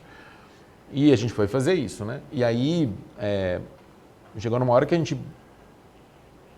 começou a expandir fora do Brasil também. E aí tinha uma operação razoável, América Latina e Estados Unidos. E aí chegou num ponto da empresa que a gente começou a incomodar os incumbents. Então a gente começou a atrapalhar as vendas de insumo e os incumbents olhavam para a gente meio tipo, agora você está me irritando. E eu ouvi isso de vários, inclusive. E a gente trabalhava com os incumbents, né, com todos eles. Maier, Dupont, Syngenta. E aí... Era briga de gorila, né? Começou a virar uma briga de gorila. E a gente ia apanhar. A gente era um macaco na briga de gorila. Vai apanhar. A gente tinha 2 opções. Ou a gente morava no ombro de um gorila, ou a gente virava um gorila. Eu, pessoalmente, queria virar um gorila. Só que para virar um gorila precisava de um funding de $50 milhões. Que na época não existia. Para a empresa brasileira, não existia. Para se a gente fosse gringo, talvez. Hoje existiria. Na época, não existia. Hoje era fácil isso, mas na época não tinha isso, né? Não tinha essa exuberância que a gente vê todo hoje. Né? Não tinha unicórnio no Brasil. Não era esse ecossistema não todo. existia isso. Aí a gente subiu no ombro do gorila e vendeu uma empresa para a Syngenta. Que foi um movimento muito bom também, assim. Adorei ter feito e era o caminho para a empresa, né? Assim, eu acho que pelo tipo de negócio que a gente estava e como o mercado foi configurando, o caminho mesmo para dominar essa frente de tecnologia porteira para dentro é dos incumbents. Assim, hoje a gente vê isso, né, mesmo, né? Quem manda nesse mercado são os incumbents, porque a alavancagem que eles têm é muito grande. Esse mercado pertence a eles mesmo. No final, o caminho natural era vender a empresa. E a gente vendeu a empresa. E aí depois vem a jornada de entregar a empresa, né? Assim, quando a gente fez isso, tinha muito pouco tempo ainda. Essa empresa tinha 4 anos quando vendeu. Então, assim, tinha pedaços que não estavam prontos ainda. E eu já conhecia a turma da Syngenta há muitos anos, um ano já, né? Porque eles eram nossos clientes e tudo. E eles até, quando eu estava rodando o investimento, talvez eles fossem os investidores, mas a gente falou, olha, se você quer o direito de comprar a empresa enquanto você investe, você quer comprar, você não quer investir. Então vamos mudar o desenho porque não faz sentido. E aí a gente precisou de... E foi uma coisa bem legal que a Syngenta fez, porque a empresa não estava pronta. Eu falei, cara, eu não te entrego essa empresa agora, não dá. Ela ainda depende de mim, né? E aí... Isso é um negócio super, assim, de maturidade sua, assim, de profissional, né? De querer continuar no negócio, não por uma questão, assim, de o negócio mas precisava de mim. Isso, de sustentação do negócio, né? De confiabilidade mesmo, assim, sua com o negócio. Isso foi muito legal. Muito... não tinha gente fazer do jeito. Então, né, já era um negócio que muito dinheiro, um stake muito alto, não podia ser responsável, né? E eles toparam, eles falaram, então vem, faz aqui dentro o resto. E nós vamos te dar... E eu fiquei com medo, falei, cara, esses negócios de empresa grande comprando empresa pequena, normalmente você não tem muita liberdade depois, né? Eles falaram, não, vem, você faz do seu jeito, você arruma essa empresa e entrega. E aí a gente vai topar. E eles toparam mesmo, e eu fui e fiz isso mesmo. E a gente teve a liberdade para poder desenvolver o negócio com uma certa autonomia até ele estar pronto para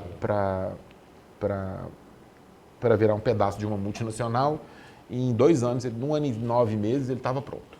A gente foi até mais rápido, porque eu imaginava, chega a gastar 3 anos, gastou menos. E tá lá até hoje, o time continua sendo líder. Foi em 2018 que foi o deal. O deal foi em 2018 e a transição foi em 2020, mais ou menos. E eu fiquei mais 1 ano lá depois, com uma função executiva.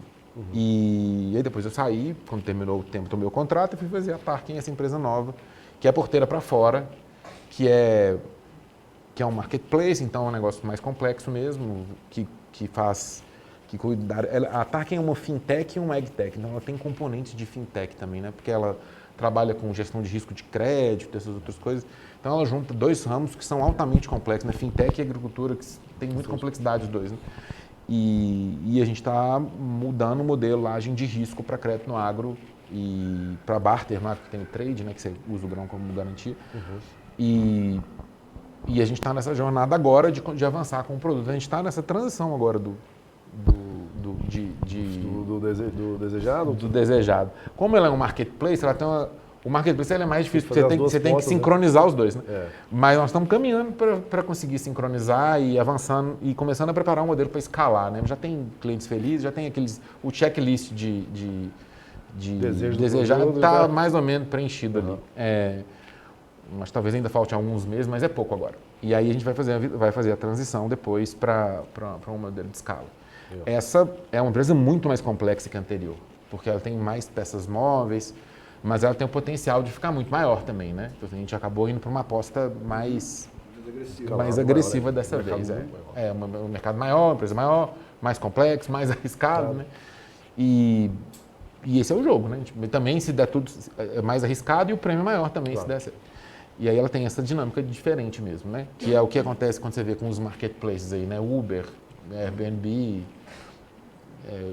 99 Táxi, Quinto Andar. Geralmente são empresas que têm um prêmio maior. Quando dá certo, elas são mais complicadas. Mercado Livre são mais complicadas para fazer. E estamos lá fazendo. Muito legal. Para fazer a rodada do Seed aqui, a gente já tinha os investidores. Aí eu já conhecia mais, né? Já tinha um relacionamento com os investidores, as pessoas conheciam o recorde. Já, e assim, quando a Strider foi meio a forminha para as empresas de agrotech. Então, assim, todas elas meio que olham para a jornada da Strider como referência. E aí, por causa disso, os caras me ligam, falam assim, cara, eu tô olhando uma agtech aqui, compara para mim com o estado que você estava lá. Aí, por causa disso, eu acabei conhecendo mais investidores, né? Mas ainda assim, cara... O pessoal fica falando nesse negócio de track record, eu não acredito muito nisso não, eu acho que é negócios bons mesmo, assim, eu acho que se tivesse um negócio ruim, ninguém investia. As pessoas olham o negócio, a execução que você tem e tudo. Eu pessoalmente não acredito nisso, fundador estrelado, assim, às vezes o cara é bom mesmo, ele faz bons negócios, mas o que atrai o capital é o negócio mais, sabe, eu acho, na minha opinião. Então, você tem que fazer um negócio bom, né? Assim, um negócio bom que seja bem executado, que consiga desenvolver, que tenha um bom time. Legal. Vamos fazer o seguinte, vamos fazer para abrir um pouco a pergunta do pessoal aqui, e a gente faz umas perguntas e a gente faz o encerramento. Beleza. Eu espero que tenha coberto o tema que vocês buscavam, que eu falei sem parar aqui, né? Não, foi legal. Tá certo. Beleza. Quem quer inaugurar aí as perguntas? Primeiramente, agradecer a palestra, foi muito bacana. Você reforçou pontos que eu acredito muito, alguns valores bem legais, que eu acredito tanto como estudo, experiência como executivo e até como consumidor. Dentre eles, a paixão. Você vê muito empreendedor, muita empresa apaixonada pela solução que foi criada. E essas empresas têm que ser apaixonadas pelo problema. E aí, às vezes, a solução que você inventou agora e está dando super certo, daqui a 3 meses, 1 ano, já não é mais. Então, você precisa sempre estar se disruptando, buscando ser apaixonado pelo problema e não pela solução. Então, gostei muito que você falou isso, eu acredito muito nisso. E muitos donos parece que não usam o próprio produto, né? Então, o dono, o empreendedor, ele está puto com o produto, ele quer quebrar o produto e é esse sentimento que tem que ter mesmo. Às vezes, como consumidor, usa algum produto, alguma plataforma, que você fala, cara, não é possível que o dono usa isso, assim, não tem como, tá muito ridículo. Então, o dono ele precisa usar, ele precisa ser um consumidor daquele mesmo produto que ele criou, buscando melhorar e achando gaps. E aí, indo para a minha pergunta, né, só estou construindo meu raciocínio aqui, a relação empresa e investidor também foi um negócio que eu achei bem bacana. Essa relação de tanto em venture capital, acionista, investidor anjo, para você não perder o seu foco no consumidor e começar a trabalhar para resolver o problema do seu investidor e não do seu consumidor.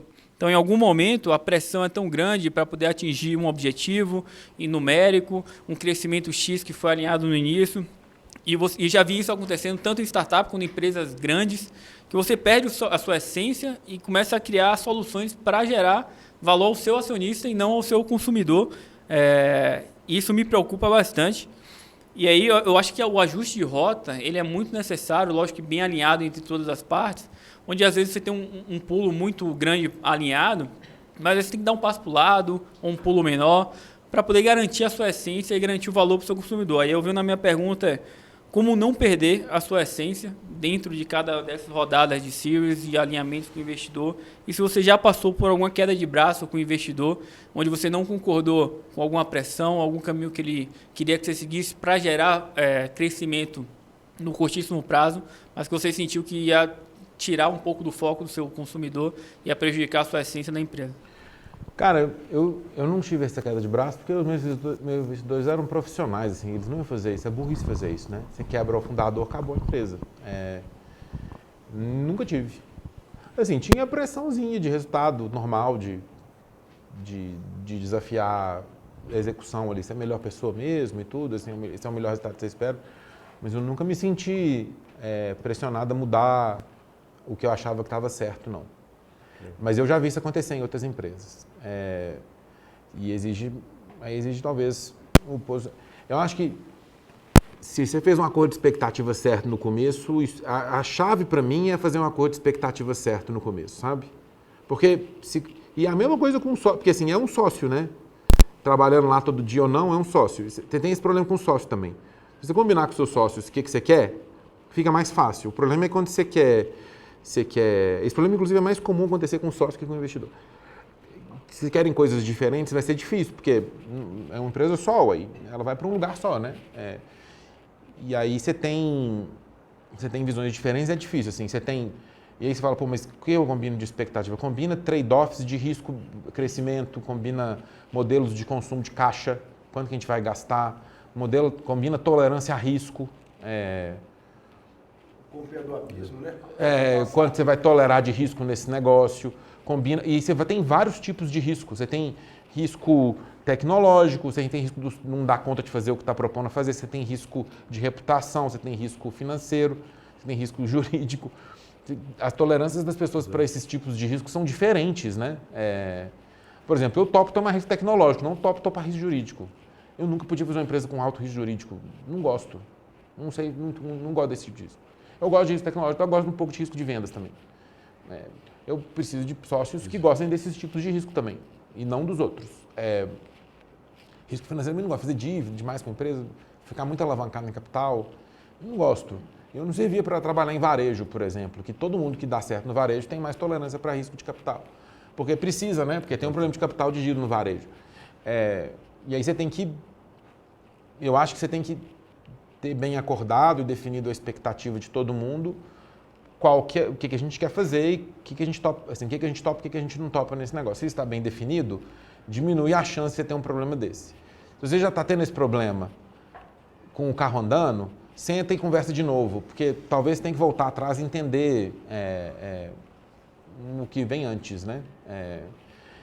E aí eu acho que aí tem que ter coragem para ter essa conversa, porque às vezes você vai ter que fazer um reacordo de expectativas que não é uma coisa fácil, né? Qual o custo desse dinheiro que você pegou? Qual a pressão que você vai ter? Às vezes você pegou muito mais dinheiro que você precisava e agora você tem que entregar o crescimento proporcional a esse dinheiro. E aí, como é que faz agora, né? Mas é melhor ter essa conversa do que ficar tomando a pressão lá, eu acho. Senta e resolve. É mais honesto também, eu acho, né? O mesmo tolerando que a empresa fique dividida, né? Ou tendo que caminhar para duas direções. Eu acho que tem que ser honesto com o sócio. É uma boa prática. Porque aí você consegue trabalhar melhor e tudo. Com qualquer sócio, né? Qualquer um que tiver. E ser honesto e transparente. Mesmo que doa mais na hora, no longo prazo é melhor. Né? Legal. Pessoal, mais alguma pergunta? Primeiramente, obrigado pela participação, pela contribuição. Acho que é sempre um prazer te ouvir falando e passando esse conhecimento para a gente. Você até emendou nessa parte do custo. Eu queria que você falasse um pouquinho mais para a gente, tanto dessa parte, né, de alinhar com o investidor, como funciona essa questão, né, do planejamento do consumo de caixa, nesses momentos também que você beirou ali, aquele momento, né, de caixa apertado, quais foram as saídas que você tentou buscar, se primeiro você tenta um ajuste interno, você tenta algum capital de terceiros, você realmente recorre ao investidor pedindo um capital mais emergencial para você continuar a sua operação, como que você lidou também com algum custo que você não estava esperando, né? Igual nem falando do jurídico ou de tecnologia, mas, por exemplo, você realmente, né, falando até mais nessa expectativa de hardware, você falou, não, beleza, a gente tem que comprar um chip, teve algum problema ali de fornecimento, alguma coisa assim. Como que você lidava com essa saída? Como que você lidava com esses custos inesperados? Com esse caixa apertado? Isso que eu estou falando aqui não é receita para todo mundo, não, viu? Tem vários estilos de sucesso diferentes do meu, né? Esse é só o meu jeito. Isso varia demais para cada tipo de empresa e para cada tipo de fundador, né?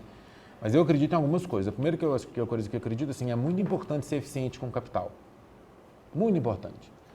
Ainda mais nas áreas que eu atuo, as empresas são caras, as empresas de agro. Elas são mais caras que as empresas similares em outros segmentos, né? E o mundo de VCs não paga esse prêmio. Você vai captar igual o outro cara capta em outro negócio lá. E você está num negócio que é mais caro. Então, assim, é muito importante você ser eficiente com o capital. E aí você tem que gastar bem o dinheiro. E isso é importante. Para mim é uma coisa que eu olho, usar bem o dinheiro, né? Não precisa necessariamente usar pouco, mas usar bem o que você está usando. Isso é um negócio que não é fácil, porque com a empresa super desorganizada, crescendo, uma bagunça, às vezes você não tem a competência certa lá para usar bem, você começa a desperdiçar. E aí você vai ter que ter um controle, às vezes vai ter que dar uma freadinha na empresa para ela melhorar o consumo, melhorar a qualidade do uso de capital dela. Isso é uma coisa que eu olho, sabe? E isso ajuda, porque se você usa capital de forma eficiente, você tende a sobrar mais, né? E você consegue ver. E o segundo é uma mão na torneira, assim, o dono com a mão na torneira. Você segura. Quando eu precisei quando eu vi o curso do hardware, eu falei, vamos vender menos hardware.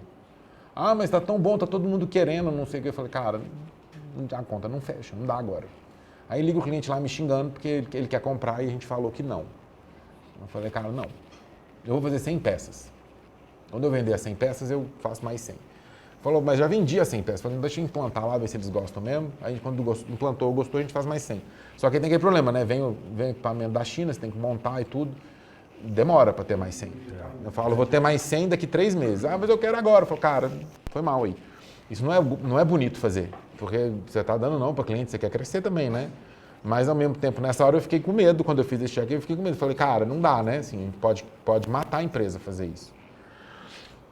E aí você segura um pouco, né? Você vai ter que ter, assim, tem que ter juízo ali nessa hora para tomar cuidado com o risco que você toma. Aí você fala, Luiz, era 100% seguro, tinha zero chance de explodir? Falo, não, sempre tem alguma chance de explodir. Aí você tem que dar sorte também. Mas o ideal é você equilibrar ali para você não ficar muito exposto, né? Agora, falar que é zero, não tem jeito. Sempre tem alguma chance, você vai tomar algum risco ali. Mas tem que ser pouco, cara, para diminuir a probabilidade disso acontecer, sabe? E não tomar risco à toa também. Você consegue fazer um desenho. Geralmente, quando nas empresas que não conseguem fazer isso bem, o dono não estava com a mão na torneira. Ele não estava ali de olho na eficiência do capital e no valor que estava gastando, não estava pilotando ali certinho ali, sabe? E eu acho que nesse estágio precisa, para você não correr o risco de ser pego num contrapé, né?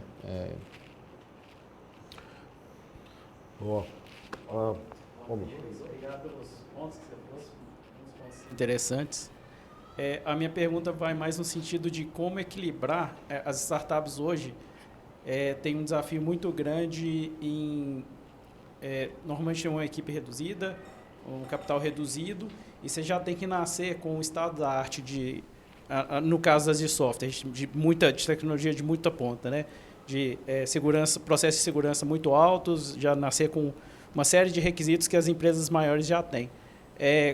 Nas vivências que você já teve, como que você equilibraria a quantidade de processos que você tem que ter com a execução, com a quantidade de pessoas, com a quantidade de capital? Qual que é a dosagem? Quais seriam os processos os passos para poder ter um equilíbrio interessante com relação a todos esses pontos? Né? Cara, eu comecei em 99 e era muito mais fácil. Muito mais fácil. Nem comparo tanto que era mais fácil que hoje. Porque, para software especificamente, né? Porque a expectativa que as pessoas têm com software tem só aumentado. Então, assim, você usa um Spotify, é legal pra caramba. Assim, você usa um iFood, você não tem noção do tanto de cano de dinheiro que tem atrás daquilo para fatiar o dinheiro e o tanto quão complexo aquela estrutura tem acesso um meio de pagamento, né? E é impecável, assim, as pessoas têm uma expectativa de software cada vez maior, sabe? Do que é o mínimo aceitável. O que é legal, né? Assim, significa que o software está conseguindo servir melhor todo mundo. Antigamente, e assim, é fácil de ver essa tendência, antigamente você tolerava você apertar um botão no site e demorar 1 segundo. Você achava normal, né? Hoje você aperta 2 vezes, você fica puto, você fala, bosta, não responde. Então, assim, para esse botão responder rápido, você tem que ter mais infraestrutura lá atrás, né? Então, assim, isso faz com que aquela solução mínima de software comece a ficar maior e comece a ficar mais cara para desenvolver. E esse negócio é uma rampa que a gente vê acontecendo nos anos todos, né? Eu tenho outro problema também. Antigamente você tinha uma interface só que era web. Agora você tem web, WhatsApp e aplicativo. E os portais de voz. Você tem que fazer 4 interfaces. Antigamente era só 2, web e WhatsApp, web e mobile. Agora é web, mobile e WhatsApp, porque tem coisa que é melhor no WhatsApp mesmo. Aí você tem que fazer a interface de WhatsApp. A infraestrutura vai só ficando mais complexa, né? As coisas são mais caras para rodar, mais complexas, e os usuários toleram menos tempo esperando. Então você tem que começar a fazer tudo elástico e serverless e tendo um DevOps mais cedo do que precisava. Então, assim, as coisas vão ficando mais complexas mesmo. Isso faz com que as empresas fiquem mais caras para fazer. Ao mesmo tempo que isso tudo vai ficando mais complexo, os desenvolvedores foram ficando mais caros também, né? Eles ganham muito bem hoje. E além de ganharem muito bem, eu sou desenvolvedor também, então acho até bom isso um pouco, né? Mas tem que ganhar bem mesmo. Mas assim, ficou mais complexo, então ficaram mais especialistas. Assim, quando eu comecei lá atrás, o mesmo cara fazia tudo. Eu era desenvolvedor, codava tudo, ponta a ponta. Não tinha esse negócio de... Hoje tem que ter um cara de PO, tem que ter um designer de UX, tem que ter um front, um back, tem que ter um cientista de dados, tem que ter um DevOps e um WebOps, um cara de operações para tocar, um desenvolvedor mobile, se você vai desenvolver mobile. Se você quiser fazer nativo, um mobile Android e um iPhone. Provavelmente tem que ter um release engineer, que é o cara que toma conta que tudo vai dar certo e faz os testes. Às vezes tem que ter um teste. E os caras só sabem aquela parte deles ali. Você não tem mais um cara que sabe tudo, ponta a ponta. Porque é mais complexo. Assim, você pôr uma infraestrutura de servidor Amazon é difícil, cara. Demora para você aprender tudo. Você não tem mais... O cara que sabe tudo existe ainda, mas é caro pra caramba. Chama CTO, esse aí sabe tudo, mas ele é mais caro. Então, assim, chama sócio. Geralmente é sócio. Então, Consegue fazer tudo também, né? Até consegue, mas demora. Aí você vai ter que pôr um time. Aí, então, assim, se ele não conseguir, pode trocar. Então, a estrutura ficou mais cara mesmo, as empresas ficaram mais caras. E a empresa demora mais tempo para o software começar a ser vendável e as pessoas pagarem por ele.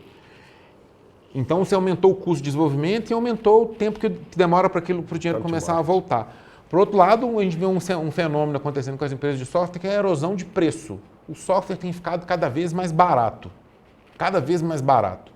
Você tem o custo de desenvolvimento subindo e o custo de desenvolvimento e assim, a capacidade de fazer caixa com software caindo. Isso é um problemão no mercado de software, né? Isso, o efeito que você tem é um só. As empresas estão ficando muito mais caras para fazer. Então, a gente tem, assim, se você não souber fazer bem a conta de quanto que demora para uma empresa, quanto custa para fazer uma empresa de software virar, você pode levantar menos capital que você precisa. E aí você não tem simplesmente o dinheiro, não vai dar para você quebrar a curva de ter o produto desejado, aquela história, ter o produto desejado e depois as pessoas ter o produto desejado, fazer aqueles loops de interação, ficou muito mais caro. E aí a empresa ficar mais cara, você vai precisar de mais capital para fazer a empresa virar. Isso é um fenômeno que está acontecendo que eu não vejo reverter e que fez com que aquele negócio de fazer a empresa ser na garagem, que nem eu fiz as minhas primeiras, né? As minhas primeiras duas, com 2 desenvolvedores. A Stride também tinha 4 desenvolvedores no começo. Impossível isso hoje. A Stride é de 2014. Vem virar uma coisa do passado. Assim, é mais difícil isso, sabe? Você precisa de capital de investidor mesmo e a boa notícia é que tem mais dinheiro no mercado para isso também. Mas é um jogo diferente. E a gente vê essa dinâmica acontecendo, sabe? A solução é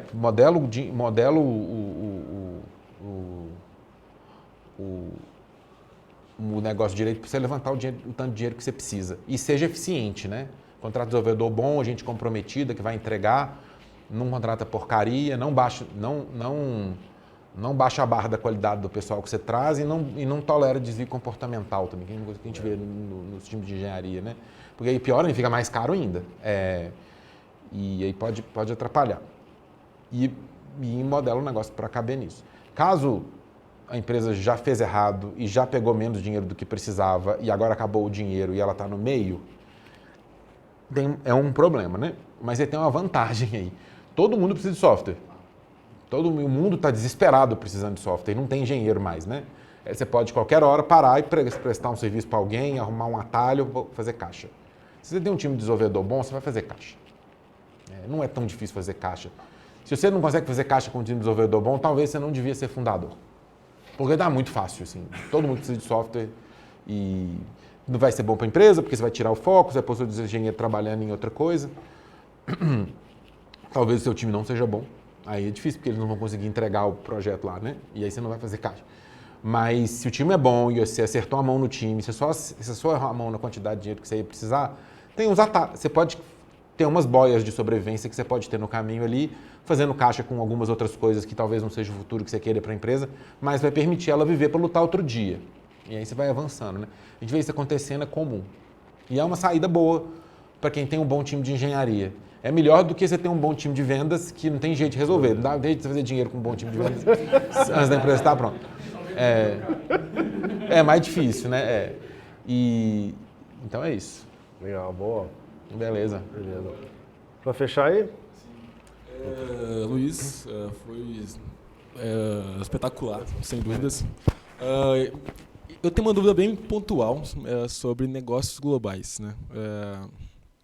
Quais são os maiores desafios e como superar eles, por exemplo, em negócios que são hardwares e que tratam com o mercado global? Porque, de uma certa forma, hardware é sim muito mais complicado, tal, mas nisso aí parece vários problemas, como a própria cadeia de fornecimento mesmo, né? É próprio fit com com o cliente final, tipo, também entre várias coisas, né? Como superar esses desafios e quais são qual a melhor forma de passar eles, né? Como... Você está falando hardware para o mercado global feito no Brasil? Não, China. Não, beleza, mas com o time aqui, né? Com o time aqui, exatamente. Cara, a primeira coisa que eu te falar, não faz aqui. Você já respondeu aí, né? No Brasil não serve para fazer hardware. Tem que fazer na China mesmo. Eu digo mais hardware, né? tipo, no sentido mesmo de tipo assim, produtos inovadores mesmo, mas não diretamente ligado à tecnologia, sabe? Produtos Sim, de consumo durável. De consumo durável, exatamente. Entendi. Cara, eles são mais caros mesmo. Não tem muito jeito, né? Você vai ter que se organizar para fazer. Uma coisa que a gente vê, assim, vamos lá, né? Sendo mais genérico, fica difícil falar alguma coisa, mas umas coisas que a gente vê, por exemplo, tem uma diferença entre são mais caros, você tem que entender, dominar todo o processo de construção. Tem uma diferença muito grande entre um produto de bancada e um produto de linha. Então, assim, você contrata o seu engenheiro foda lá, ou você mesmo, se você for um engenheiro foda, você faz na bancada, fica lindo. Funciona redondinho, você solda lá com o maior carinho, você gosta, você pôs um engenheiro caro pra caramba pra fazer uma peça. Vai ficar bom, porque o cara é foda, né? E depois você põe na linha de produção. A linha de produção é outra conversa, cara. Lá você vai ter um soldador profissional que faz assim, e porque ele é pago, ele precisa ir rápido, né? E muitas vezes o que funciona na bancada não funciona na linha. E aí eu errei esse erro na minha empresa. E aí você aprende que você tem que fazer o negócio da bancada para ser feito na linha, não para ser feito na bancada. Então, quando você estiver fazendo, você tem que pensar, bem, eu vou ter que pôr uma distância entre os contatos grande o suficiente, porque quem vai soldar isso aqui não é o engenheiro, é a pessoa na linha lá. Ou você solda com robô. Se você soldar na linha com robô, a sua placa tem que ser o tamanho que cabe dentro do robô lá, porque o robô tem um tamanho de placa específico. Então, você tem que escolher, eu vou soldar isso com robô ou vou soldar isso com uma linha de gente, né? E você projeta de acordo. Porque se você vai soldar no robô, você tem que encaixar no padrão do robô. Se você soldar com gente, põe os contatos longe. Porque não vai ter a precisão. Você não vai ter tanta precisão. E essa maldade você só tem depois que você põe seu produto na linha a primeira vez. Isso também funciona para produtos que não é eletrônico, né? Então, por exemplo, a gente lá na Strider tinha um case que a gente punha no tablet. Isso não é uma bobagem, não vai fazer uma diferença, porque o tablet vai para a fazenda, molha e estraga, né? Então a gente tem um case que protege o tablet. E era um processo industrial e tudo. E a gente tem muita dor de cabeça mesmo, porque é a mesma coisa. Assim, se injetar 10 cases, eles vão ficar ótimos, porque o dono da injetora está lá do seu lado, fazendo os testes e tudo. Agora, põe a máquina lá, tum, atrás do outro. Às vezes aquele detalhezinho que você fez lá vai estragar. Então, tem uma diferença entre... Ou seja, imprimir em 3D fica ótimo. Aí na hora de você pôr de fazer uma escala. Na hora de fazer uma injeção, fica ruim. E então é importante o engenheiro que está desenvolvendo o produto em bancada já entender para qual linha isso vai, qual estratégia ele vai usar para pôr isso em produção. Se o engenheiro nunca pôs nada que ele fez em bancada em produção, talvez seja melhor pegar uma ajuda de alguém que já fez. Ou então prepara, porque você vai bater cabeça. E a solução mais rápida é preparar, bater cabeça, aprender logo e sair, né? Porque esse é um problema complicado mesmo ali, né? E esse é um erro comum que a gente vê.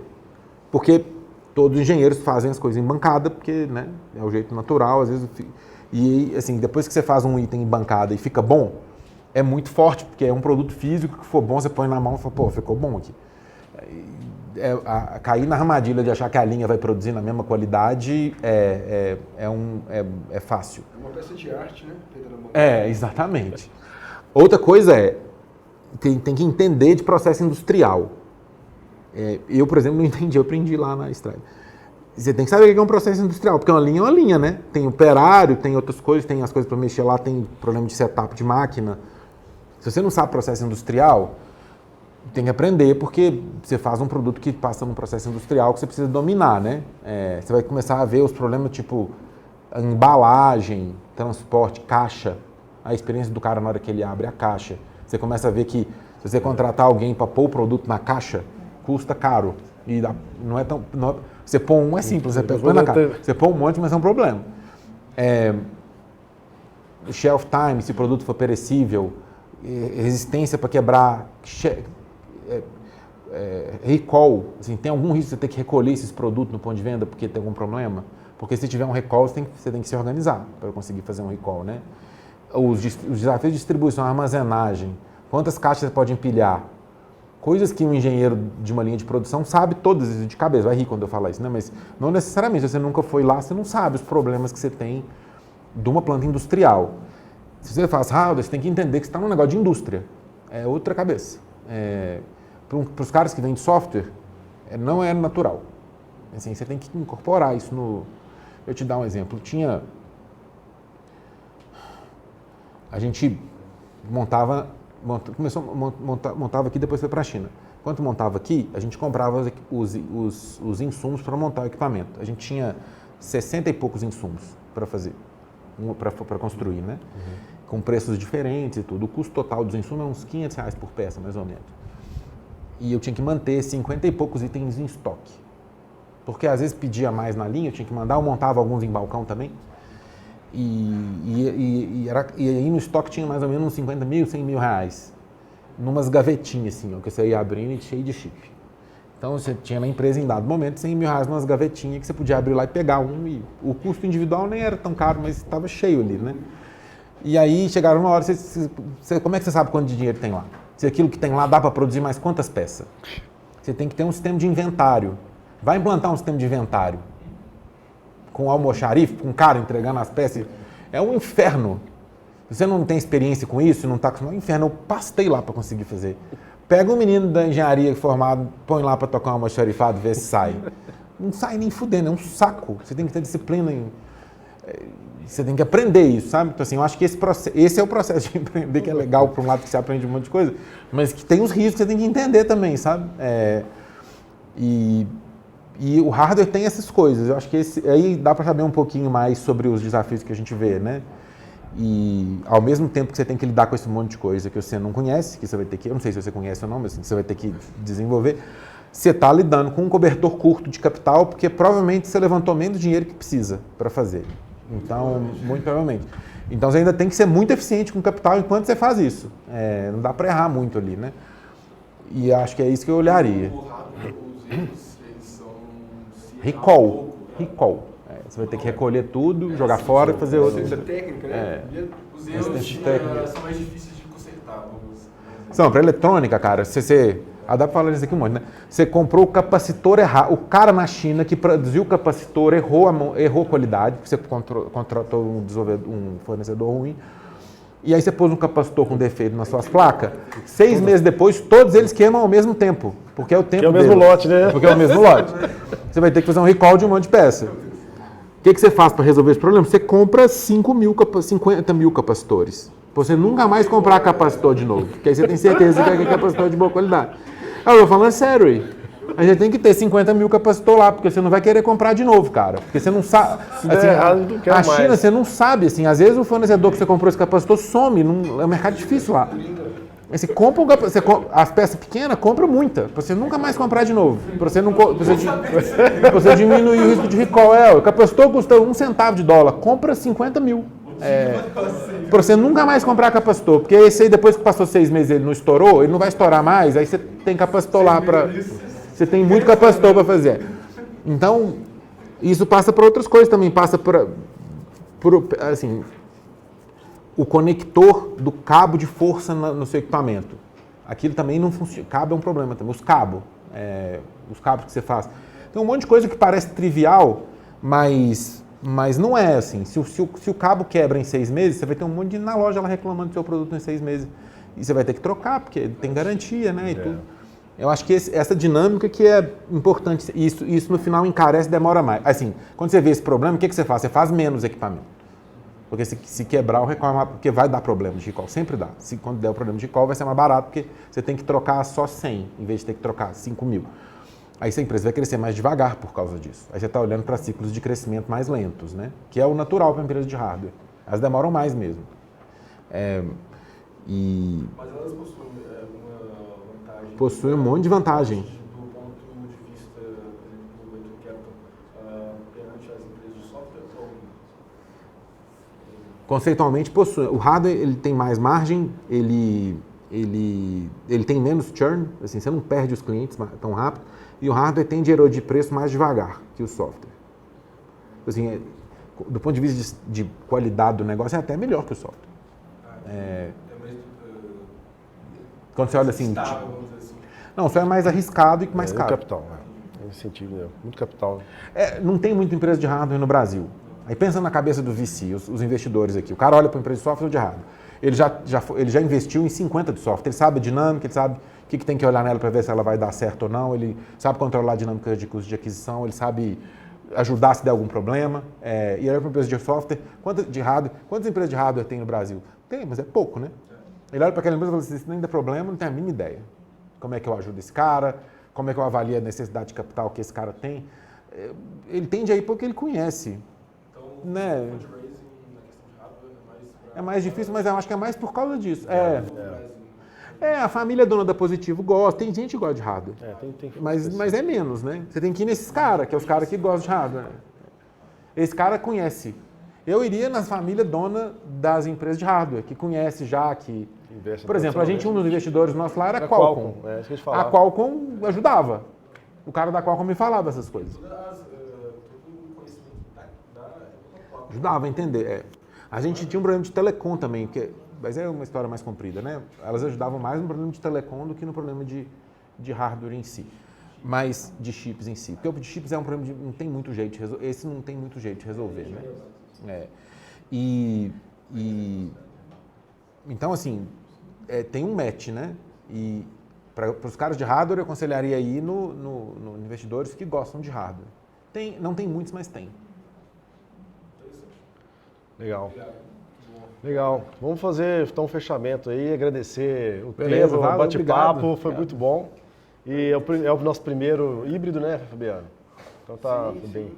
Assim, de certeza o Tânia tem história, tem casos, né? Assim, a gente ficar aqui. Continuando a cerveja lá. Isso aí.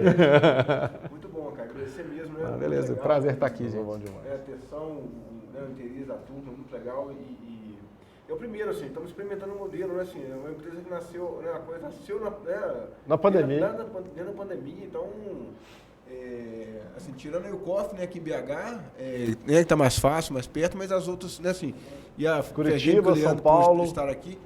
A gente não conhece o Ed pessoalmente, não conhece as Imóveis pessoalmente. Né? Assim, muito legal, assim, como é que...